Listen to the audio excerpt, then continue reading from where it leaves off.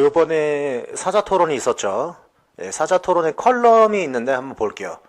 첫 TV토론 모두 까기, 허경영 의문의 1승. 예, 대장동 얘기만 나오면 동문서답의 표정이 흔들리고, 예, 윤석열 같은 경우에 대장동만 그죠? 어떻게든 검찰 출신이다 보니까 범인 취조하듯이 이제 대장동에 관련해서 질문을 던지는데, 이재명이 거기에 대해서 확답이 아니라 약간 지금 돌리면서 좀 말을 많이 했습니다. 너나 잘하세요라고 하면서 네, 대답을 하고 빠져나가는 듯한 모습을 보였죠. 그리고 윤석열 후보 청약 점수도 모르고 그죠? 네, 청약 점수를 40점 만점이라고 그랬어요. 그리고 아리백 재생에너지 캠프에 모르는 것은 고사하고 최저임금제와 주 25시간제에 대한 지난해 자신의 발언 내용까지 부인하는 용감성을 보였다.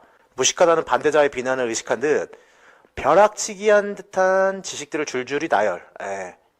이게 맞죠. 정확히 봤어, 이 사람. 제가 볼 때도 상대 후보가 어떤 질문을 했을 때 거기에 대한 답변을 하는 게 아니라 그 후보가 질문한 그 단어에 대한 설명을 막 하려고 하더라고요. 그리고 아니나 다를까 항상 윤석열의 시선은 어디? 책상. 이렇게 또 대본을 읽느라고 또 바쁘더라고요. 좀 안타까웠습니다. 상대방한테 질문을 하면 그 질문에 대한 답변을 들어야 되는데 다음 질문만 막 그 대본 보면서 막 찾고 있는 모습. 조금 요번 사자토론이 굉장히 한심했어요. 근데 왜 그러냐? 여야 후보들 모방한 거 고소고발 들어갈 것입니다. 방송을 독점해가지고 자기들 공약 마냥 여가부를 폐지한다, 모병제를 한다, 뭐 이러면서 내 지지자들이 그쪽으로 다 몰려가게 만들고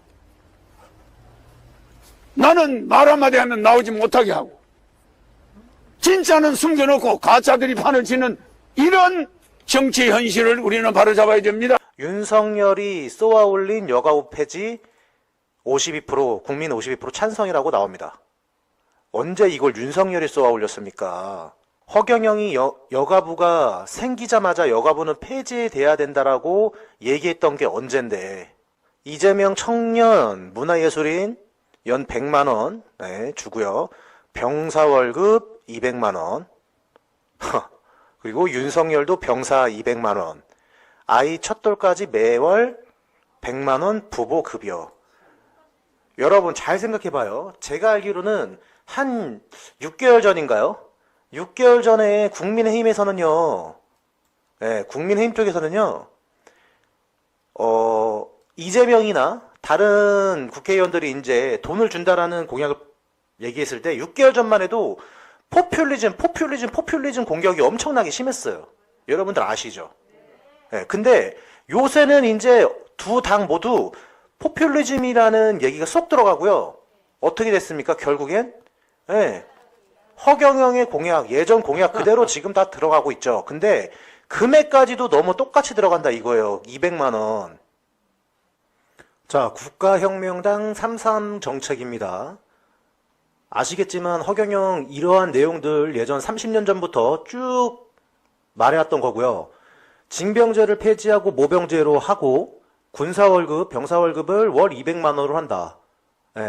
여성가족부, 여가부를 결혼부로 바꾼다. 이거 지금 두 후보가 이거를 그대로 얘기하고 있죠. 허경영을 몰랐던 사람들은 뭡니까? 계속 모르고 있고 그냥 뒤에서 비난만 하고 있는 거고, 우리 알고 있는 지지자들은 답답한 거죠, 지금. 국민들이 누구를 지지해도 상관은 없어요. 이재명을 지지해도 상관이 없고, 또 윤석열을 지지해도 상관은 없는데, 팩트는 알고 지지하라 이거예요. 팩트를 알고. 허경영의 33가지 중에서 이것들이 매년 대선 후보들이 나오면 다, 허경영 공약 중에서 뭐 없나? 가져가서 지들 것 마냥. 이게 지금 문제라는 거죠. 근데 모든 공약은 허경영이 저작권 특허를 내놨습니다. 그래서 이제 앞으로 이 따라한 거 고소 고발 들어갈 거예요. 양심이 있어야지 어떻게 이 급여까지 이렇게 200만원 이걸 똑같이 맞추고, 진짜 양심 없는 놈들. 그러니 토론 수준이 그렇게밖에 안 되는 거예요. 자, 그래서 여러분들 이제 사자 토론 보신 분들 있겠지만, 토론의 내용 여러 가지가 있는데 분야별로 해서 다른 사람들 제껴놓고 허경영이 실제로 같이 나왔다라고 했을 때 어떤 느낌인지 여러분이 한번 보세요. 윤석열 후보는 사드 배치하자고 하시고 또 지금 이재명 후보는 핵 추진 잠수함 추진. 두 후보는 이제 무기 증강에 대해서만 이제 열을 올리고 있다라고 보셨고요. 자, 외교 안보 분야에서 허경영은요. 우리나라가 남북이 분단되어 있는 것은 세계 유엔군들의 이목이 한반도 있을 때 평화가 유지돼요. 이 유엔 본부는 한반도와 독일 때문에 만들어졌는데 이건 일본이 점령하고 있던 한반도, 독일이 점령하고 있던 유럽, 이 두 지역에서 일본과 독일이 연합해서 세계를 침공했고, 이 아시아는 일본이 책임지고 유럽은 독일이 책임지고 세계를 공룡화하려고 한 거예요. 둘 다 실패했죠. 독일이 실패하자마자 일본도 실패했어요. 네. 독일은 다행히 원자탄이 터지지는 않았죠. 그러나 일본은 원자탄이 터지고 나서 항복을 했잖아. 결국은 두 나라 때문에 유엔 연합이 만들어진 거예요. 독일과 일본 때문에 국제연합이 만들어진 거예요. 네. 그러니까 국제연합이 만들어진 것이 한국과 독일 때문이에요. 그러니까 우리 한반도에서 일본군을 그들이 북한을 상대로 유엔군이 와서 싸웠잖아. 그러면 유엔군이 만드는 1947년, 48년에 우리 정부가 수립된 이후에 네. 유엔군이 한반도에 18개국이 온 거는 처음이에요. 유엔군이 결성되고 처음으로 참여한 전투. 6.25 전쟁. 거기서 30만 명의 유엔군이 죽어요. 아. 그들이 한반도에 묻혀 있어. 그런데 유엔 본부가 미국에 있을 이유가 없습니다. 전 세계 인구의 60%가 아시아에 있단 말이에요. 저 미국은 전 세계 인구의 10%가 안 돼요. 그러니까 어차피 아시아 쪽으로 유엔 본부가 와야 된다는 거죠.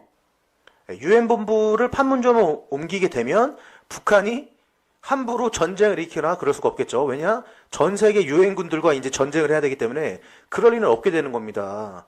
대통령이라고 하면은 저렇게 해박한 지식이 있어야 되는데 너무 요번 토론에서 보게 되면 너무 단순해요, 사람들이. 자, 이제 일자리 문제입니다. 여러분들, 이재명과 윤석열 지지자분들 수준 차이를 한번 봐보세요. 일자리 문제. 생각을 할 수 있는데 또 말을 못하죠. 내가 말하는 거는 네. 비버이 벨트. 네. 부산에서 블라디보스토크까지 네. 비버이 벨트. 그러니까 북한의 원산시를 통째로 빌려. 그래서 홍콩처럼 만들어줘. 원산을요. 네, 그럼 북한은 그 세금을 가져가. 그럼 북한은 엄청난 수입이 생기겠죠. 김대중 대통령이 쓰던 그 햇볕 정책이 좀 특수한 햇볕 정책으로 바뀌는 겁니다. 나라의 10배죠. 한반도의 10배 정도 되는 땅을 100년간 빌려가지고 거기에 코리아 자치주를 만들어. 그럼 우리 젊은 일자리 공무원을 한 100만 명 뽑아서 거기가 엄청난 실업자들도 실업자. 대규모 우리가 그런 데 가서 네. 말하면 신대륙이지. 영국이 미국으로 가듯이 신대륙. 어떻게 됩니까? 이재명, 윤석열 같은 경우에는 그냥 우리나라에서만 어떻게 해보려고 그냥 골머리를 쓰고 있는데 허경영 같은 경우는 지금 스케일이 달라요. 이재명과 윤석열 지금 거의 TV에서는 이 두 사람만 방송을 해주고 있잖아요. 그래서인지 대다수의 국민들이 너무 맹목적으로 이 두 사람만 보고 있어요. 그리고 지지자들도 서로의 잘못, 그러니까 이 사람의 잘못은 이 지지자는 또 그냥 무조건 덮으려고 하고 상대방의 잘못은 무조건 탓을 하려고 하고 윤석열도 마찬가지. 자기네 쪽 잘못은 무조건 변명하고 사과하면 그만인 것처럼 얘기하고 상대방의 잘못은 헐뜯고 그냥 무조건 어떻게든 싸우려고 합니다. 지지자들도 마찬가지예요. 무슨 드라마 보는 듯한 거 봐. 예? 무슨 드라마를 보는 거예요? 우리 편 이겨라, 니네 편 져라, 막 이런 식으로 싸움만 하려고 하고 반대로 허경영을 지지하려고 하는 사람들은 되게 비웃어요. 이 멍청이들이. 예, 이 멍청이들이죠. 근데 당신들이 착각하고 있는 게 뭐냐면 이 허경영을 지지하는 사람들은 처음부터 허경영을 지지하는 사람들이 아니에요. 그동안 어떻게 했냐? 20년간 여당이 하는 짓거리도 봤고요. 야당이 하는 짓거리 다 봤어요.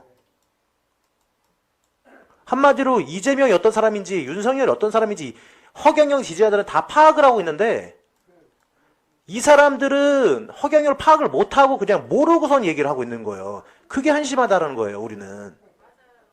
근데 당신들이 여길 알잖아.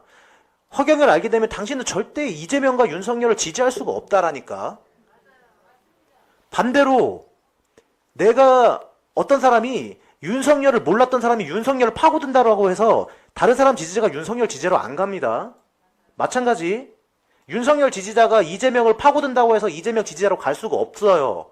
근데 제가 장담하건대 이재명 지지자가 허경영의 유튜브 강연을 보고 파고든다. 100% 바뀝니다. 아, 내가 생각 잘못했구나. 윤석열은 말도 할 거 없죠. 100% 바뀐다라는 거예요.